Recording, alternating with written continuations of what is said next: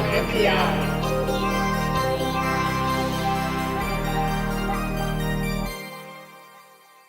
EYE on NPI brought to you by DigiKey. Every single week we show you all the coolest things that come from the world of the future. New product introduction.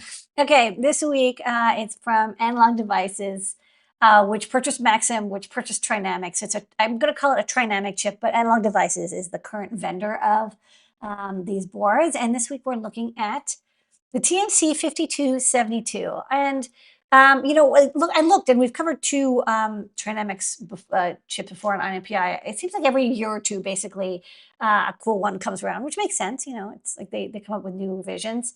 We actually recently put in a really cool TMC2209 stepper driver board. It's very popular. In fact, it's sold out. We're making more as fast as we can. You know, these are silent steppers. They're very smart. They're very quiet. They're very fast. They're very efficient. We also did a fun project using the TMC2209 to make this very silent, very smooth turntable IKEA hack.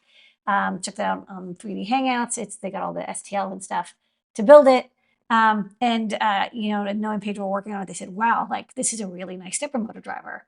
And that's not even one of the more recent ones. Like I said, we've covered the TMC2226 and the 5240. All of them have improvements over time. I think we did one in like 2020 and one in 22 or 23. But this week we're going to be looking at the TMC5272. Couple things going on here. So this is, you know, one of their most recent ones. And what I like is they don't like rest on their laurels. They're always coming out with new and better chips. And there's a lot in this one, which we'll talk about. But the big thing is it's a motion controller and stepper motor driver, and it has dual axis motion control. That's right. It's double the trouble. You remember this? No, I remember this. Yeah. Twins. Okay. They're so cute, just like this stepper motor driver. So this driver, like I said, it has the ability to drive two bipolar stepper motors. I think the voltage range is 2 to 20 volts. One of the trade-offs of having it being able to do two stepper drivers is that, you know, you can't, the amount of heat dissipation means you have about like 1.5 amp max rather than 2 or 3 amp max output current for the steppers. But to be honest, unless you're doing some like huge robotics project, 1.5 amp peak is quite fine. 1 amp, you know, kind of average. Lots of the stuff that you expect, the UART, the SPI, the step direction, but also stuff like encoder, reference switches, diagnostic output, and no external current resistors required, which is pretty cool. Plus this tricoder, which they come up with kind of cool names. Trinamics, the Trinamic tricoder. Okay. One thing, you know, other people maybe they love this, but it's a chip scale package, which means it gets to put a lot of pins in, 36 pins, and it's really, really small. It's 3 by 3 millimeters, but you're gonna need a 4-layer board, buried vias, and like do the routing required. And of course, it's not gonna be very easy to attach a heat sink on there. So just, you know, keep that in mind as you're designing it. But one thing I did like is, you know, if you're gonna have a chip that small, it doesn't make sense to also have like two enormous 2512 external current sensor resistors. They have non-dissipative current sensing. So they've figured out a way to basically measure the current going through the H-bridge. You know, maybe they have pre-calibrated the, you know, RDS on versus the temperature, et cetera. So they know what the current is, and so they can measure the voltage across the drain and source. And now they know, I don't know how they did it. But basically they do current limiting without resistors externally and without any internal resistors either. And then you can set the motor current to scale it via the digital interface. The other thing is, okay, let me look here. Okay, so another downside-ish thing about having the WLCSP package is, you know, there's a lot of pins and they're all used. And so for stuff like the step and direction interface, not that I would recommend using step direction, but if you were to use it, it's shared with the reference switches. So you can either use the encoder or reference switch, or you can use step direction. So I'm not expecting people to use that interface, but it is there where you basically set direction high or low. and then you can pulse the step pins. There's 2 sets to make the stepper motor go back and forth.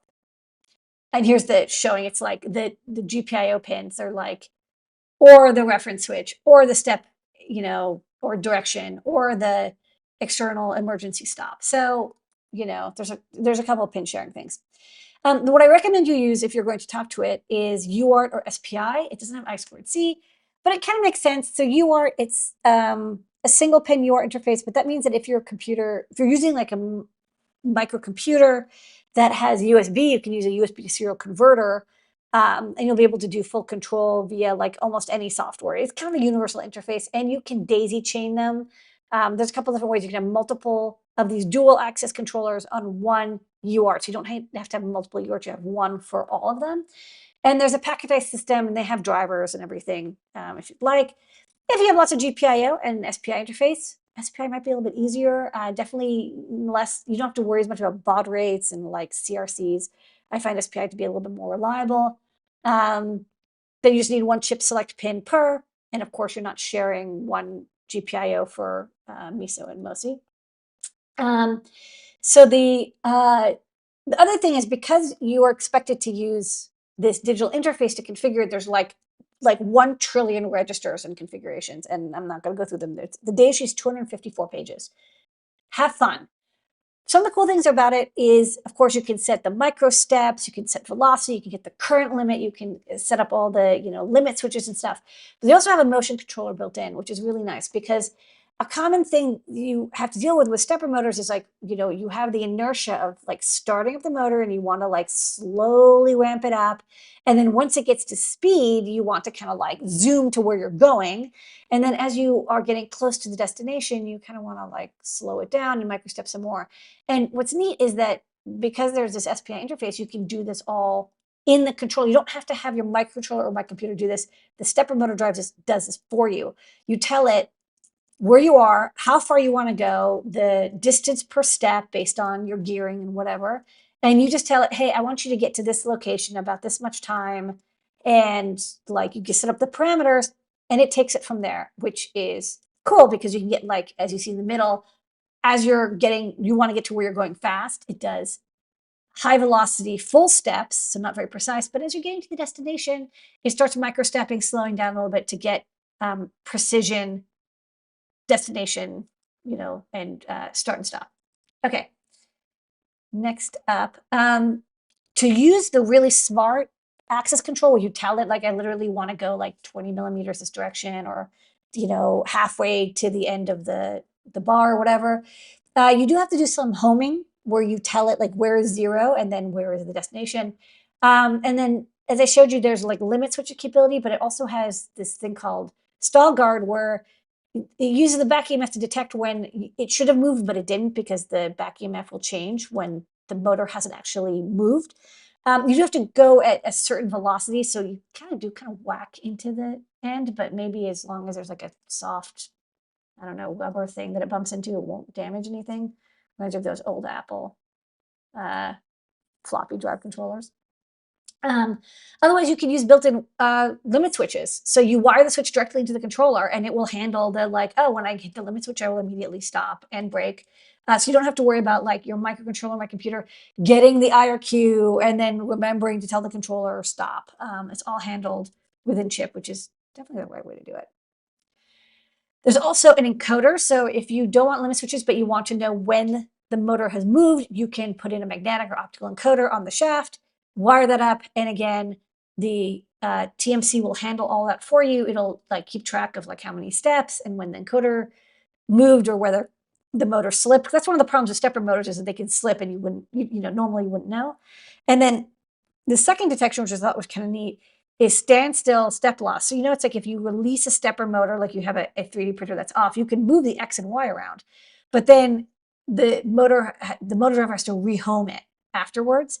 What's nice is it can detect when that's happened. Like if the motor is not activated and the chip is kind of like in sleep or whatever, it can still tell, oh, you moved the motor. And so when it comes back up, what I think is my X and Y location is not true anymore.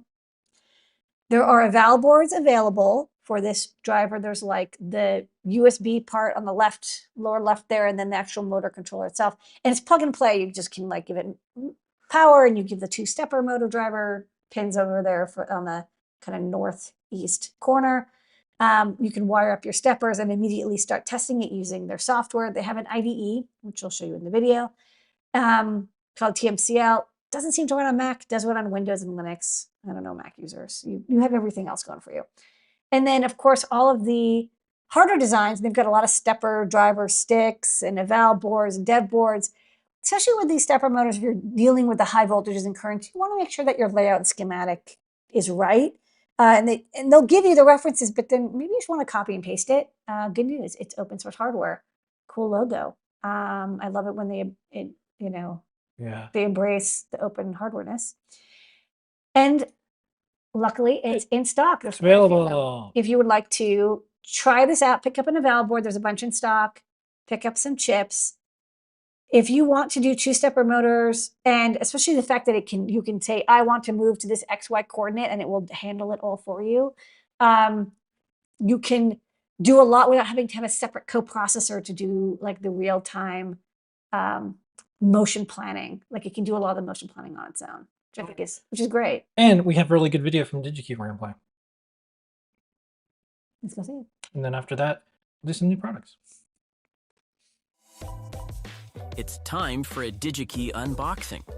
Let's take a look at the TMC5272 eval kit from Analog Devices, an evaluation kit for the miniaturized, smart, high-performance TMC5272 dual-axis stepper motor controller and driver IC. So, let's get started.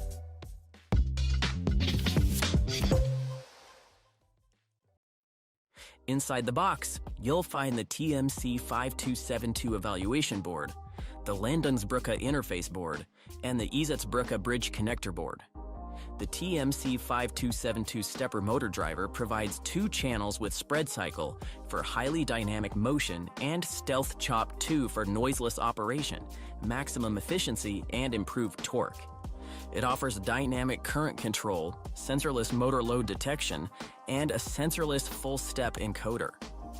The board includes ABN encoder interfaces and 2 power supplies for a full voltage range of 2.1 to 28 volts.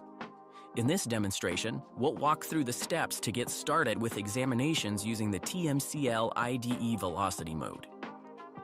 With the boards assembled, stepper motor connected, and power supply off, open the TMCL IDE. Then connect the TMC5272 eval kit with the USB-C cable. Now connect the power supply. Open current settings. Set the target motor current to your stepper motor specifications and click Calibrate Settings automatically.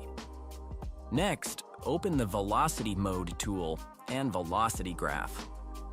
Now set the desired velocity and acceleration and move the motor using the arrow button.